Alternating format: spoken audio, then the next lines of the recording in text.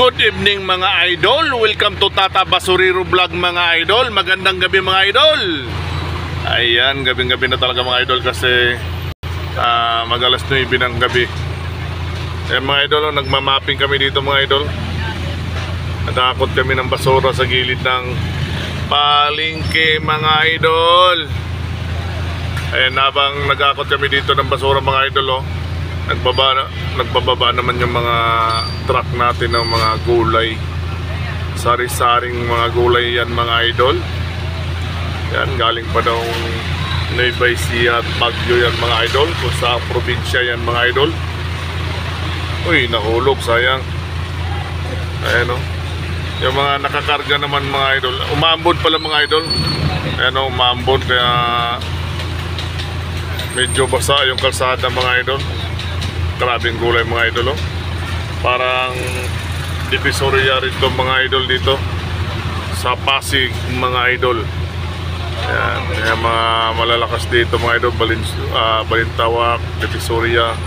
Basta dito sa Metro Manila mga idol, ang dami. Ayan mga idol, oh. Daming gulay. Oh. Nagmamapping kami mga idol. So habang nagakot kami ng basura dito sa gilid mga idol, yan, ito yung area natin mga idol. Alas 4 ng madaling araw yung out natin. Tapos pumasok ako kanina mga alas 4 rin ng hapon mga idol.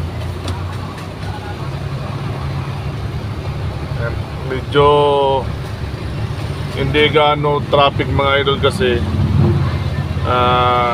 walang pasok kasi masama yung panahon.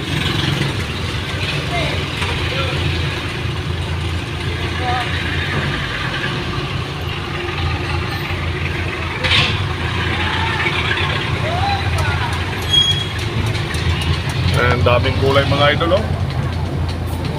Binababa yan nila, mga oras lang yan nila binababa mga idol.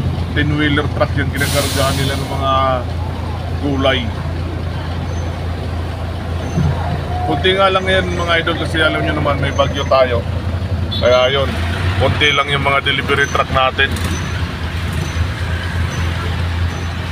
Ganyan ka-busy dito mga idol, mga alas 9 ng gabi hanggang alas 10 na yan mga idol. Grabe busy na yan dito hanggang madaling araw.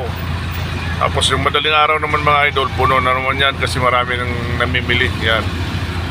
Pero hindi lang natin alam mga idol ha, kasi may bagyo tayo kung mabili ba talaga. Medyo mahina yung negosyo pag may masama yung panahon. Ayan, shoutout sa inyo lahat dyan mga idol. See you next video mga idol. Thank you.